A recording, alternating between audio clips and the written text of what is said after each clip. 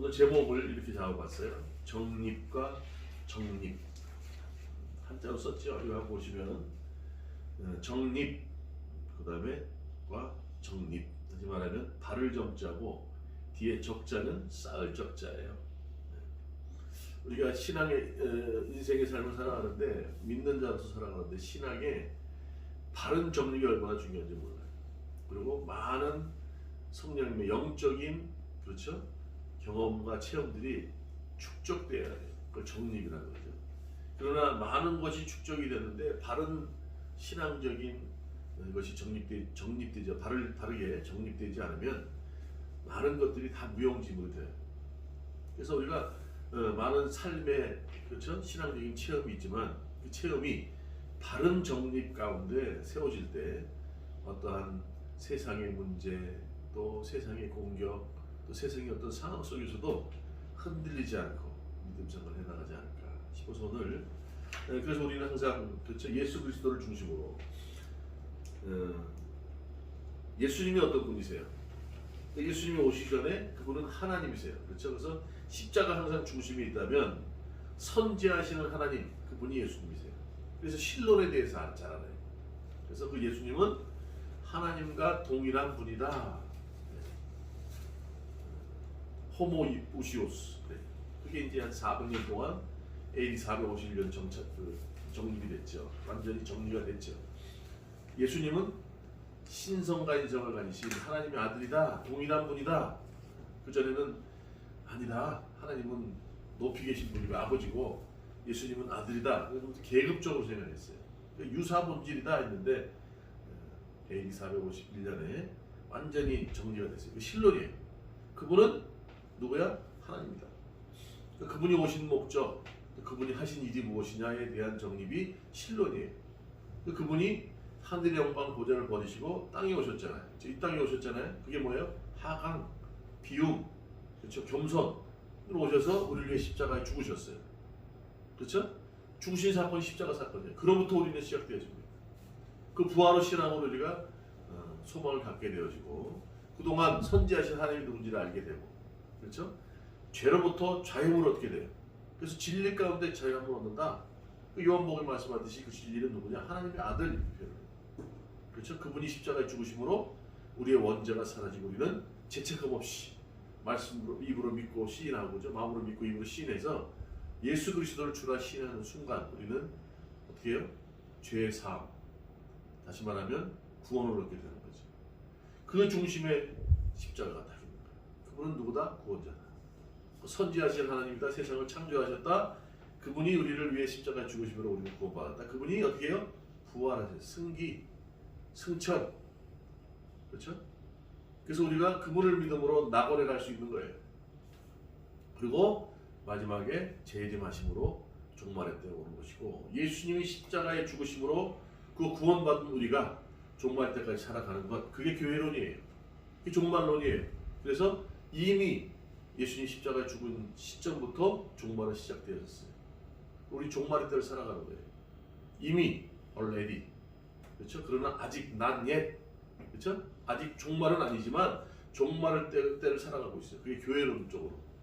아까 기도에도 잠깐 나왔지만 죄송하지만 우리가 성전이라는 표현보다는 예배당, 그렇죠? 교회 이렇게 표현하는 게 좋아요. 성전은 구약의 의미, 예수님이 하나님께서 계시는 곳, 성소가 있는 그 성전을 얘기하고, 그렇죠? 예수님이 오심으로 휘장이 찢어짐으로 우리는 제사장만 1년에 한 번씩 들어갈 수 있었던 곳을 우리가 들어갈 수 있게 됨으로 인해서 성전이라는 표현보다는 예배당, 교회 이 표현을 해줬습니다. 예, 그래서 그런 신적인, 아까 말씀드린 신론과 그다음에 예수 그리스도의 구원론, 기독교론, 기독론, 교회론, 종말론이 다 정립이 바로 돼야 돼요. 그래야 이제 많은 삶 속에 말씀으로 깨닫고 체험으로 깨닫고 된 많은 것들이 쌓이는 거예요. 그래서 제대로 틀을 세워가는 그런 신앙이 되게 되는 거죠. 그래서 오늘 정립과 바르게 세우는 것과 또 많은 것들이 하나하나 차곡차곡 체험으로 쌓이는 정립이 무엇인지 오늘 본문의 내용을 통해서 함께 은혜를 나누기로 원합니다. 도형성 하나 볼게요. 도형성 하나 보고 남극의 얼음 속에서 우주로부터 날아온 초고에너지 중성미자가 최초로 포착됐습니다. 국내 연구진을 포함한 국제공동연구팀의 성과인데 초신성과 블랙홀 등 우주의 비밀을 풀어줄 열쇠가 될 걸로 보입니다. 이성규 기자가 취재했습니다. 끝없이 펼쳐진 빙원. 과학자들이 얼음 밑 2km를 뚫어 농구공 크기의 특수검출기 5,160대를 심습니다. 86개의 구덩이를 파고 각 구덩이에 60대씩의 장치를 설치한 겁니다. 면적 1세제곱킬로미터, 세계 최대의 중성미자 검출기 아이스큐브입니다. 중성미자는 정기적으로 중성이고 질량이 0에 가까운 수립자입니다. 다른 물질과 거의 반응하지 않고 뚫고 지나가기 때문에 유령 입자라고도 불립니다. 중성미자 대부분은 지구를 관통해 지나가는데 극히 일부가 얼음의 물 분자와 반응합니다. 이때 발생하는 푸른빛의 신호를 검출기로 잡아내는 겁니다. 연구진의 검출기에 포착된 중성미자는 모두 28개. 태양의 핵융합이나 원자력 발전소의 핵 분열 시 발생하는 중성미자 에너지의 수천만 배에 달합니다. 이런 초고에너지 중성미자는 지구상의 물리현상으로는 나타날 수 없으며 우주 먼 곳에서 일어난 초신성 폭발이나 중성자별, 블랙홀에서 나오는 겁니다. 자, 이제 어떤 의미의 동영상인지 이제 서서히 이제 말씀을 통해서 보면서 해봤자고요.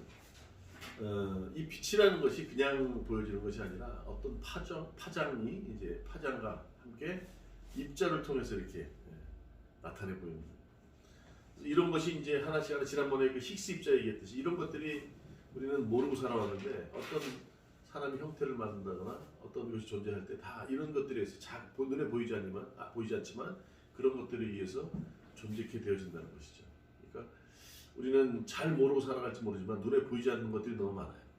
그 모든 것들을 존재를 통해서 우리가 영적인 세계에 있다고 생각을 하는 것이고 또 이미 3천 몇백 년 전에 말씀하신 예수님의 그분이 오신 것 신이신 분이 성육신 하셔서 오셔서 우리에게 말씀하신 부분 우리가 눈으로 볼 수 없는 그 세계들 성경에 나와요. 요한복음에도 나오고 1장에도 나오고 5장에도 나오고 하나님을 본 자가 없다는 거예요. 그분의 음성을 들은 자가 없다는 거예요. 그 인간은 어떻게 해요? 봐야 믿는다. 봐야 믿어. 그래서 성육신 하셔서 죄도 없으시고 죄도 모르시고 죄를 알지도 못하는 그분이 이 땅에 인간의 아주 천하디 천한 저 말 구유를 통해서 이 땅에 오신 거예요.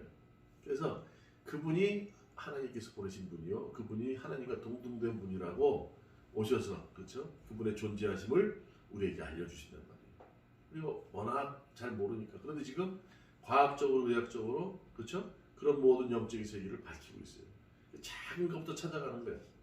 빛이 그냥 존재하는 게 아니라 파장과 어떤 입자를 통해서 나타내 보여지는 것처럼 세상에 존재하는 모든 것도 그런 미세 입자에 의해서 그렇죠? 지난번에 얘기했듯이 히그스 입자는 그 자체로는 아무것도 아니에요. 그런데 여러 가지 16개의 입자들을 이렇게 포함해서 질량을 나타내. 근데 그것이 어느 순간 또 사라져. 그러면 나머지 16개가 아무 의미 없는 것처럼 사라져 버리는 거예요. 질량은 주지만 또 한순간 사라진다는 거예요. 그래서 눈에 보이지 않는 영적인 세계가 있구나 라고 얘기합니다. 그래서 오늘 본문에 빛과 어둠이라는 얘기를 왜 하냐면 오늘 본문에 보면요 9장 5절에 이렇게 내가 세상에 있는 동안에는 세상의 빛이로다. 그래서 어둠에 대한 그런 어떤 이론이라는 그 잠깐 그 책을 보니까 그렇게 나와요. 빛이 있기 전에 어둠이 먼저 있었다는 거예요. 그렇죠? 어둠이 있었고 혼돈이 창세기 때 그렇게 하잖아요. 네, 어둠 자체를 몰라. 그렇죠?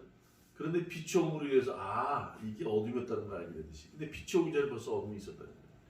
이 어둠에 가득한 공중원수하고 사단 마귀들 그렇죠? 세상을 지배하고 있는 그 어둠의 세상에 오늘 뭐라고 쓰냐면 세상에 있는 동안에는 세상의 빛으로 그분이 계심으로 인해서 그렇죠?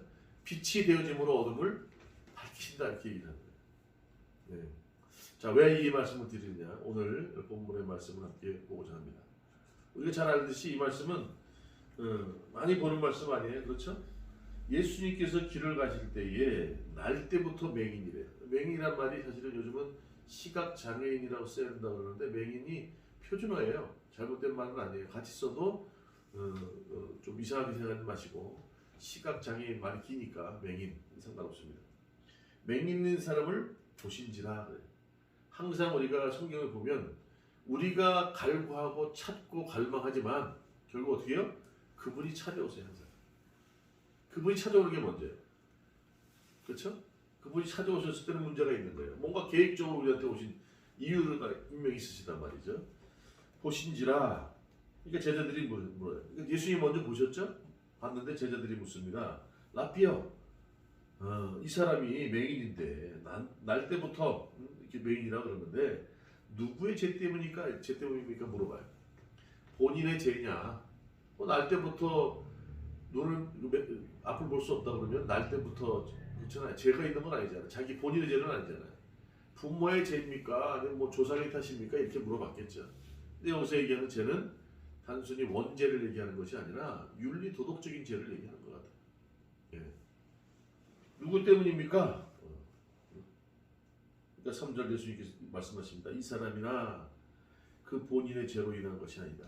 이렇게 얘기해요. 어떻게요? 그에게서 하나님이 하시는 일을 나타내고자 하신다. 오늘 그렇죠? 우리 항상 늘 잘못되면 이때만 해도 지금은 마찬가지예요. 뭐 잘못하면 세상 관점으로는 인과응보. 네가 잘못한 게 있으니까 그런 죄가 있지. 그런 문제에 지금 봉착하게 된 거지. 이런 표현을 해요. 욥기도 그렇게 얘기하지 않습니까? 욥기서에도 많은 친구들이 와서 그런 얘기해요. 네가 뭐 잘못한 게 있으니까 그렇지 않겠느냐. 선하시고 의로우신 분이 네가 무슨 죄가 없는데 그렇게 하시겠냐. 이런 어려움을 겪게 하시겠냐. 이렇게 얘기를 해요. 그렇죠? 오늘 뭐라 그래요? 하나님이 하시는 일을 나타내고자 하십니다. 자 보세요. 앞을 보지 못하는 사람은 아마 세 종류가 있을 것 같아요. 태어날 때부터 앞을 보지 못하는 분들은 참 어려워요. 우리 교회에도 시각장애인 우리 민주가 있었잖아요. 근데 첼로를 워낙 잘 쳐서 서울 예고를 거쳐서 한의종 들어갔잖아요. 지금 이제 아마 유학을 갈지 아니면 뭐 여기서 이제 또 공부를 할지 모르겠지만 참 똑똑해. 악보를 그냥 외워버리니까. 그런데 설교할 때 참 영적으로 말씀이 참 들어가기 어려웠던 이유가 어떤 표현을 어떤 얘기를 하게 되면 거기에 대한 설명을 해야 되는데 뭐 색깔로 표현한다거나 할 때 참 어려워요. 태어날 때부터 앞을 보지 못했기 때문에 뭐 빨간색이 우리 정열적인 빨간색 그럼 그게 뭔 색인지 잘 모를 거 아니에요. 참 제 한계로 참 그런 걸 전하기가 좀 어렵다 이런 생각을 하게 되고 또 어떤 경우는 태어날 때부터가 아니라 중간에 도중에 사고로 인해서 앞을 보지 못하는 사람도 있잖아요. 그런 사람들은 좀 이해하기 쉽죠. 그렇죠? 살면서 뭐 볼 수 있었기 때문에 어떤 것이 눈의 색깔이 어떻고 뭐 이런 걸 알 수 있는데 그 다음에 이제 보통 서서히 앞을 보지 못하는 경우가 있어요. 약시라 그러죠. 약시. 그렇죠? 눈이 좀 약해서 서서히 나이 들면서 이제 그런 시신경의 문제로 앞을 보지 못하는 경우가 있는데 오늘 그 세 종류 중에 앞을 보지 못 태어날 때부터 앞을 보지 못하는 이제 맹인의 얘기를 지금 하고 있습니다. 예수님께서 어떻게 해요? 보시고 제자들이 묻습니다. 하나님의 일을 나타내기 위해서 오늘 그렇게 된 것이다. 얘기를 해요. 이거 목적이 있는 거죠. 그렇죠? 그래서 오늘 어떻게 하냐면 6절에 이 말씀을 하시고 땅에 침을 뱉어 진흙을 이겨 그의 눈에 바르시고 오늘 말씀이에요. 이르시되 실로암에 가서 씻으라 하시니 실로암에 갔다 오니까 어떻게 해요? 씻고 눈이 밝았다. 그러니까 진흙을 바를 때 눈이 보이게 된 거예요? 아니면 씻고 나니까 눈이 보이게 된 거예요? 씻고 나서죠? 자, 이게 무슨 의미냐? 보통 예수님께서는 어떤 병을 고칠 때 말씀으로 하세요. 그렇죠? 말씀으로 하시잖아요. 손을 내밀라 손 마른 자가 그냥 말씀으로 손이 낫고 그 다음에 뭐 백부장의 종이나 백부장의 하인의 뭐 그렇죠? 그 자식들이 아프다고 했을 때 예수님께서 가지 않고 말씀으로 그렇죠? 공간을 초월해서 병을 낫게 하신다. 근데 오늘은 어떻게 해요? 땅에 침을 뱉어서 진흙을 이겨서 눈에다가 어떻게 해요? 바르셨대요. 그리고 실로에 가서 눈을 씻으라 이렇게 얘기했어요. 그렇죠? 진흙으로 이렇게 눈을 비빈다는 게 뭐예요? 어떤 의미일까요? 이게 지금 예레미야서 18장 또 내지는 이사야서 64장 6절에 또 로마서 9장 19절에 어떻게 하면 투기장이라는 표현을 하죠. 주님은 진흙을 빚으시는 토기장이세요. 마음대로 원하시는 걸 만드시는 분이에요. 그렇죠? 다시 말하면 언제든지 마음에 안 들면 깨버리고 다시 만들 수 있어요. 어떻게 해요? 앞을 보지 못해. 태어날 때부터 앞을 보지 못하는 이 맹인에게 어떻게 해요? 새로운 창조를 허락하시는 거예요. 그렇죠? 네. 크티조라는 표현을 하지만 여기서는 크티조보다는 어떻게 해요? 포이에마. 새롭게 만드는데 걸작품으로 만드시는 거예요. 인간을 그렇게 만드셨어요. 우리를 창조하셨지만 심히 보기 좋게 만드셨다고요. 걸작품으로 만들었단 말이에요. 그냥 마지막 날 6일째 만들면서 그렇죠? 다른 어떤 것보다 심혈을 기울여서 진흙을 이겨 거기다가 푸뉴마 혼을 영혼을 불어 놓으시면서 생기 있는 존재로 만든다. 생육하게 만든다. 오늘 그런 의미예요. 새롭게 만드신다는 거예요. 재창조 그러나 걸작품으로 포예마 이런 표현을 써도 잘못되어지지 않지.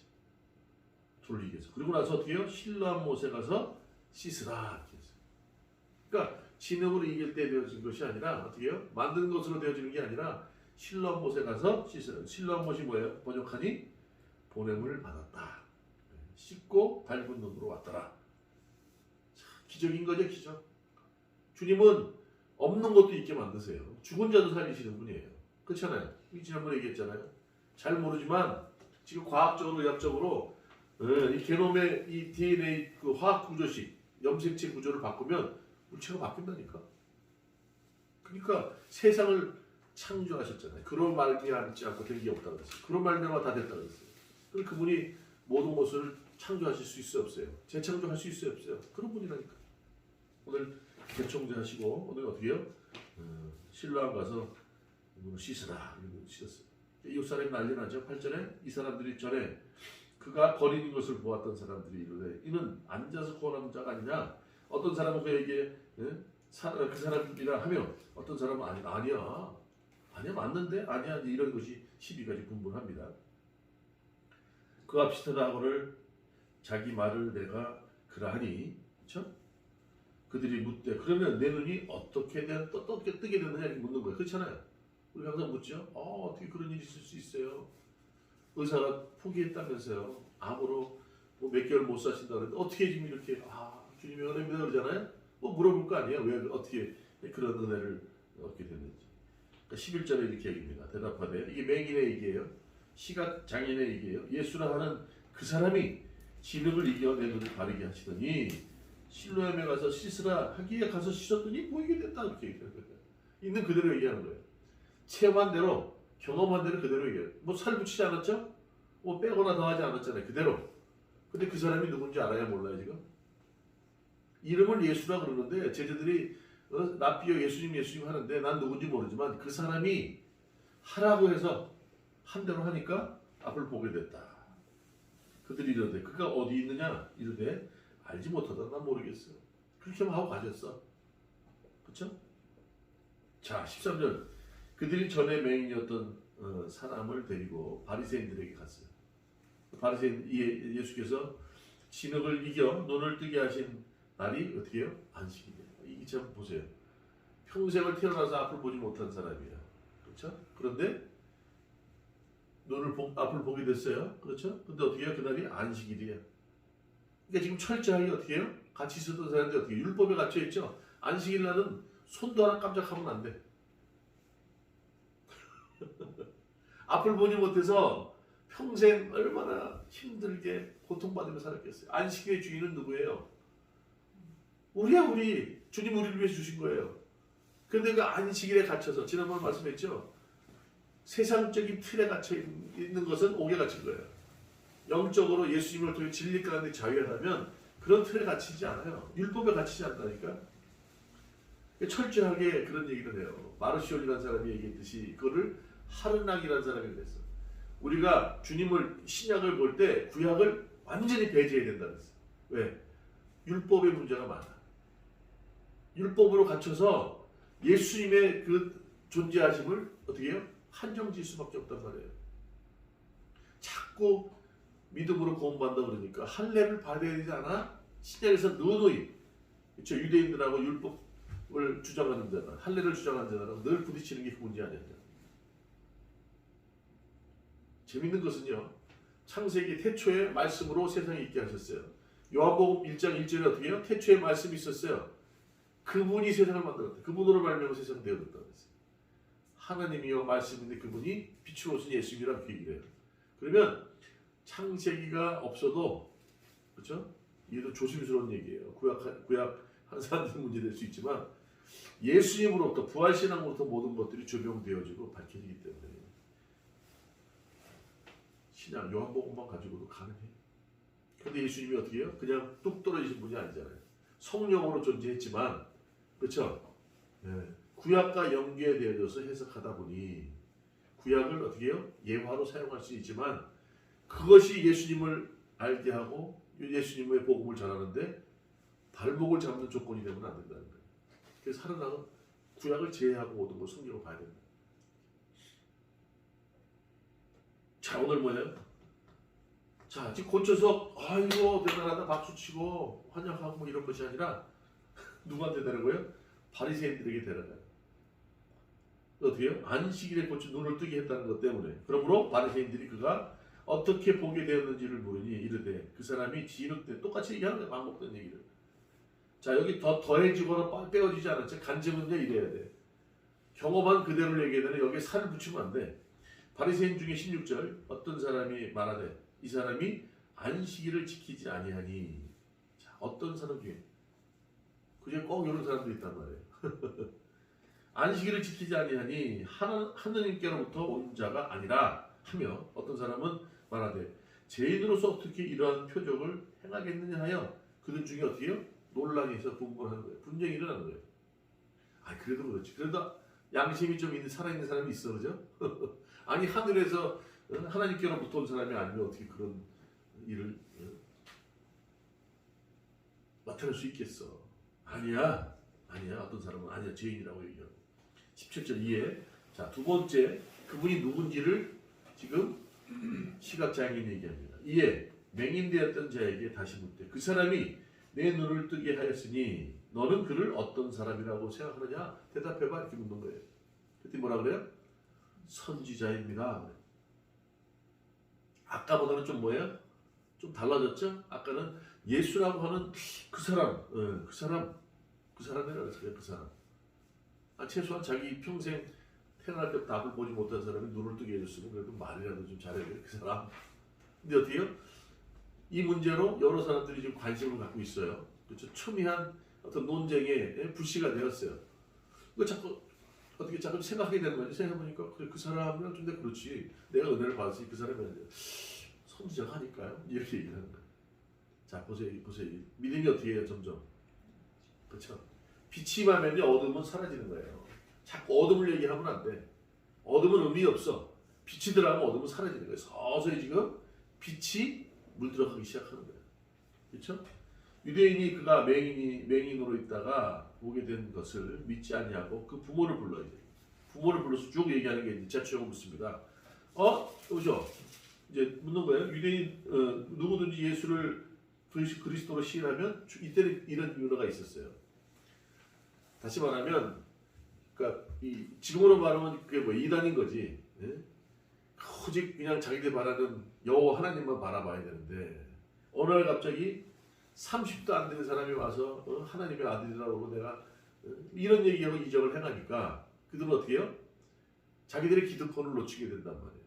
그러니까 어떻게? 자꾸 누구든지 유대인들이 누구든지 예수를 그리스도로 신하는 자는 출교하는 거예요. 교회에서 내보내. 이건 어마어마한 거예요. 교회에서 내쫓으면 지금은 뭐 아까도 우리 희연이 얘기했어. 목사님 그럼 나 딴 교회 갈게요. 그래. 딴 교회 가면 그만이야. 근데 이때는요. 딴 교회 갈 수가 없어. 출교당하면 세상에서 생활을 못해. 어떤 공동체에 들어가서 있어야 뭔가 세금도 혜택받고 막 이래야 되는데 그런 걸 못해. 그러니까 삶 자체가 그냥 외롭게 되어지는 거예요.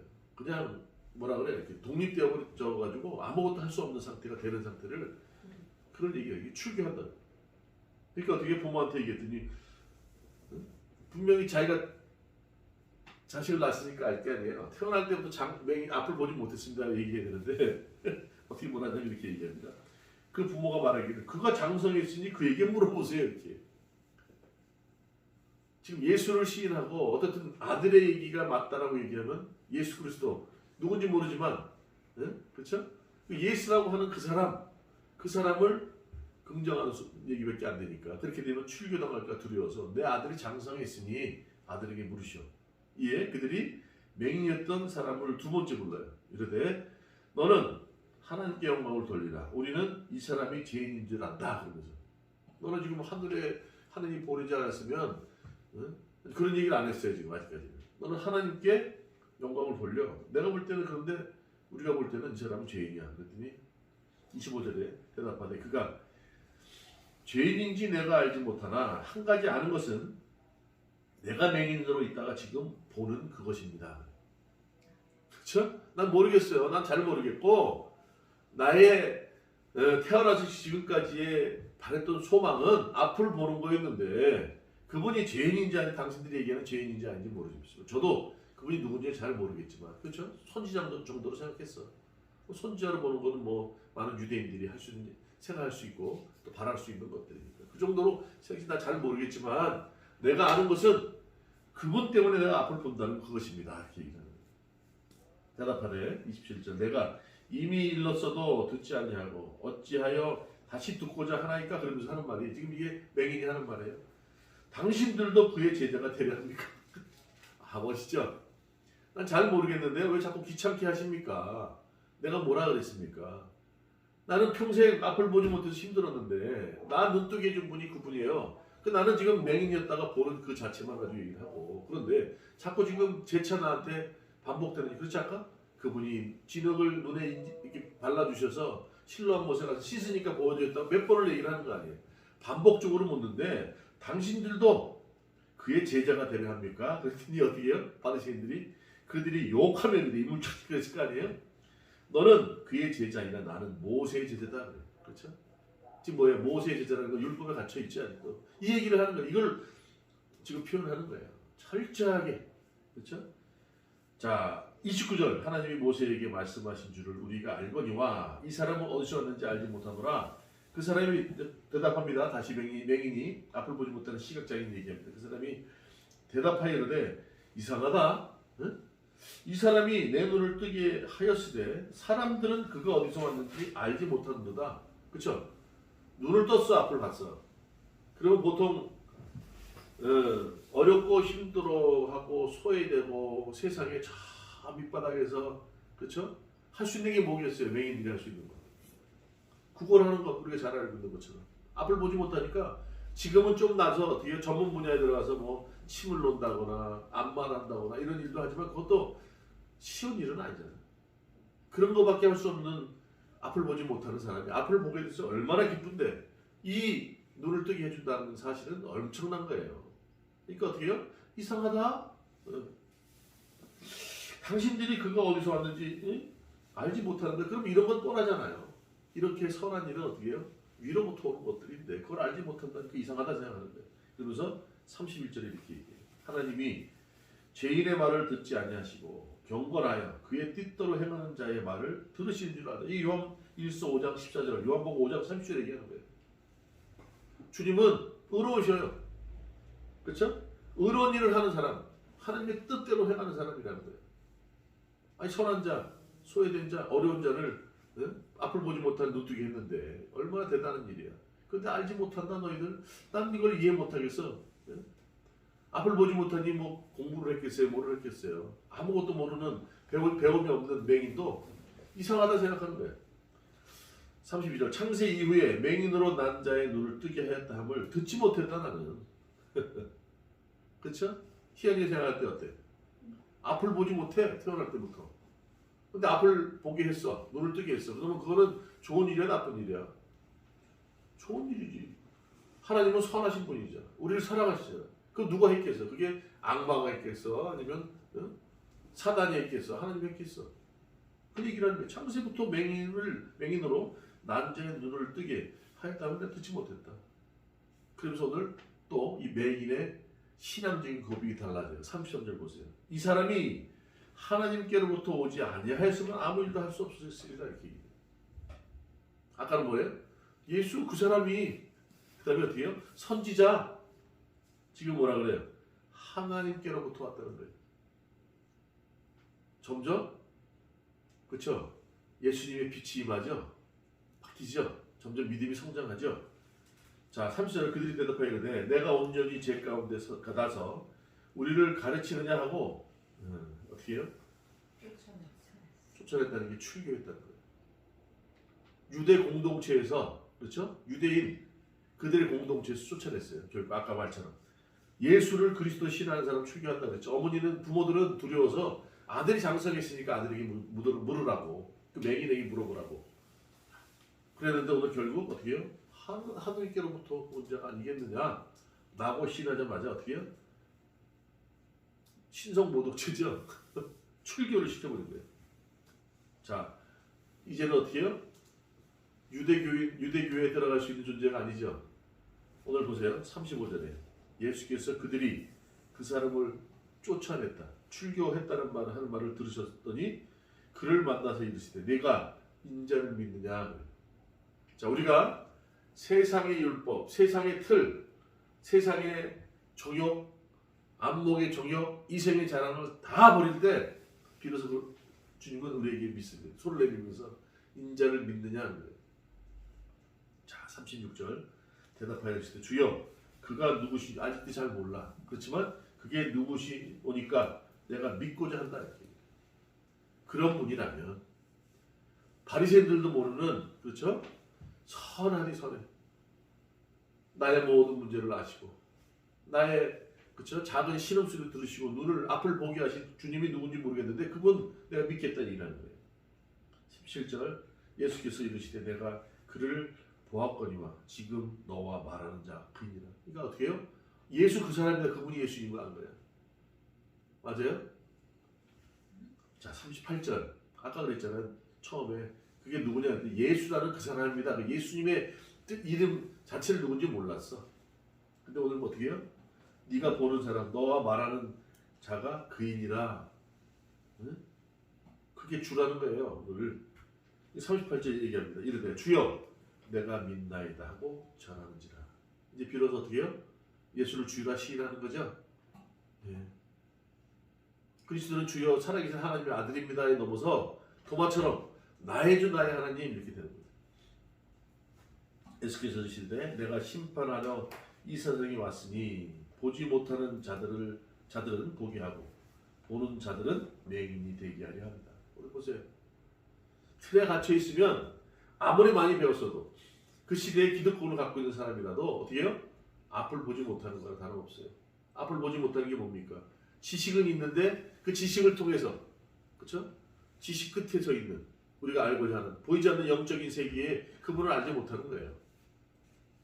그분을 알지 못하면 아무리 지식을 갖고 있어도 바울서들은 어떻게 해요? 그것을 배설물이라고 했어요. 그리스도를 아는 것이 고상한 지식이라고 표현했단 말이에요. 40절 바리새인 중에 예수와 함께 있던 자들이 이 말씀을 듣고 있는데 그럼 우리가 맹인인가? 맹인이 아니에요. 맹인이지. 항상 틀에 갇혀서 영적인 눈으로 관점을 바꾸지 않고 그냥 세상적인 관점, 정욕, 육신의 정욕, 안목의 정욕, 이생의 자랑을 갖고 있다면 그 감옥에 창살에 갇혀있는 존재밖에 안 되는 거예요. 41절 예수께서 이르시되 너희가 맹인이었더라면 죄가 없으려니와 본다하니 너희 죄가 그대로 있느니라. 자, 이게 오늘 본문의 말씀이에요. 길지만 이게 전체 그냥 쫙 연결되어 있어요. 그렇죠? 오늘 보세요. 예수님이 찾아오셨어요. 맞죠? 지금 보세요. 날 때부터 눈을 보지 못하는 사람, 중도에 앞을 보지 못하는 사람, 또 서서히 앞을 보지 못하는 사람이 있지만 중요한 게 뭐예요? 그런 자들은 데려놨다는 거예요. 너는 앞을 본다고 하지만 정작 봐야 될 걸 보지 못하는 맹인과 다름없다는 거예요. 자, 그 맹인은 유대교에서 출교당했어요. 그리고 어디로 넘어왔어요? 예수님께로 넘어온 거예요. 율법에 갇힌 삶에서 그렇죠? 생명을 살리지도 못하고 종교의 어떤 그 논리, 중요한 거를 잊어버리고 화석화되어져 버리는 유대교에서 출교당하고 어떻게 해요? 예수 그리스도를 믿는 그리스도인이 된 거예요. 오늘 출교가 그런 의미예요. 율법은 우리의 죄를 깨닫게 할 뿐이에요. 늘 거기서 갇혀 있어요. 최선을 다해 살아야지. 아니요. 이미 예수 그리스도로 우리는 자유를 얻었어요. 하나님의 아들 예수를 믿음으로 그 진리이신 그분을 믿음으로 자유를 얻게 됐단 말이에요. 그런데 아직도 지금 안식일에 갇혀 있는 거야. 네, 앞을 보지 못해서 평생을 얼마나 힘들게 살아가겠어요. 앞을 본다고 그 단어는 아니지만 영적인 눈을 갖지 않으면요, 앞을 봐도 세상을 살아가는 것도 온전히 되어지는 게 아니라는 거죠. 오늘 그 얘기예요. 너희들이 뭐라 그래요? 바리새인 중에 너희가 맹인이었다라면 죄가 없으려니와 본다고 하니 너희 죄가 그대로 있다. 오늘 맹인은 새로운 눈이 열렸어요. 유대교에서 출교당하고 이제 어떻게 해요? 진정한 예수를 주라시라는 그리스도인이 됐다는 얘기. 이런 삶을 살아가야 될 줄 믿습니다. 이런 게 바로 정립돼야 돼요. 예수님이 우리 신앙의 항상 중심에 계시고 그분이 세상을 만드셨고 우리 위해 십자가에 죽으셨기 때문에 그분을 믿음으로 우리는 제사함받아 구원을 얻게 된 거예요. 우리가 그래서 어떻게 종말의 때로 늘 살아갈 때, 그렇죠? 하루하루를 살아가는 거예요. 그럴 때 마지막에도 심판자로 오시는 분이 그분이다. 그분을 늘 어떻게 해요? 올바르게 내 중심에 세우고 살아가는 삶. 그리고 하루하루 주시는 은혜, 또 체험 이런 것들을 쌓아가는 정립하는 삶을 살아야 이게 흔들리지 않아요. 그냥 중구난방으로 세상이 얼마나 복잡해요. 다양합니다. 다양한 것들이 막 혼재되어 있어요. 그 중에 이것들을 어떻게 지난번에 정리해야 되는 정리해서 이렇게 정립, 새롭게 바른 것이 무엇인지를 딱 세워놓고 그 틀 가운데 주님의 은혜와 경험과 체험들 주시는 말씀을 이렇게 살을 붙이는 쌓아가는 그런 신앙의 삶을 살아야 된다는 거예요. 오늘 그런 말을 오늘 본문을 통해서 알기로 원합니다. 아까도 얘기했죠. 근데 제가 이렇게 말씀을 드리지만 그런 어떤 분이 그런 설교를 했어요. 말에는 이제 말을 잘해야 된다, 조심해야 된다. 말은 이렇게 전해지지만 나는 말을 했어.